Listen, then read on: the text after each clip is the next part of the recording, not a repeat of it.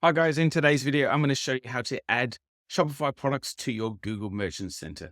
And not just the old Google Merchant Center, this will be Google Merchant Center Next, the newly released platform by Google. And we'll be adding products from our test store, cheapcampinggear.net. So let's hop straight in. Now, as we're still working through the setup of our Google Merchant Center account, there's a couple ways we can actually add the products. You can add them from here, selecting add, or you can come to the products area here and then select add products. And from here, we'll click add products. And there's several ways you can add products to your store. One is by having Google crawl through your site and add products automatically, and it'll do automatic updates that way.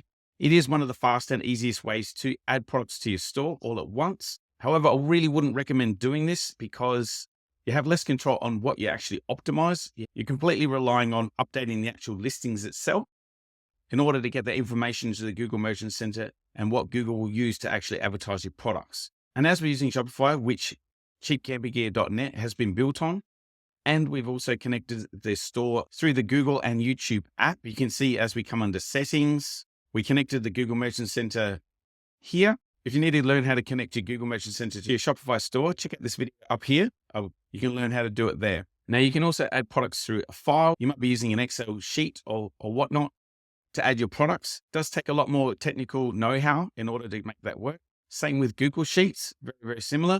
Bit of a long-handed way of doing it, particularly when using Shopify. You can add them one by one. This is definitely, I wouldn't recommend doing this because it's a lot of manual updates in the account.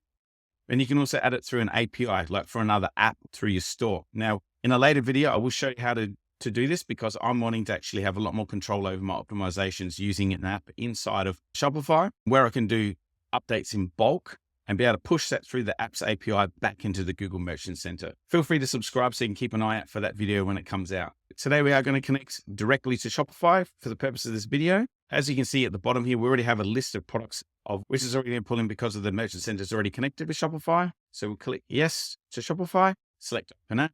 Okay, I was just having some issues with Google Merchant Center syncing with the Shopify store. So what I did is I just disconnected the Google Merchant Center account here and reconnected it in order to get that syncing to work a lot quicker. And now after they've synced properly, we can see that all my products have been added to the Google Merchant Center. Now, this could take a couple of days in order for these products to become approved. So just be patient. It can take anything up to around 3 days. If you are having issues, you can always get in touch with Google Ads support to be able to help you work through the reasons why your products are being approved. Thereafter, once you have more details on products that haven't been approved, you can move to Needs Attention.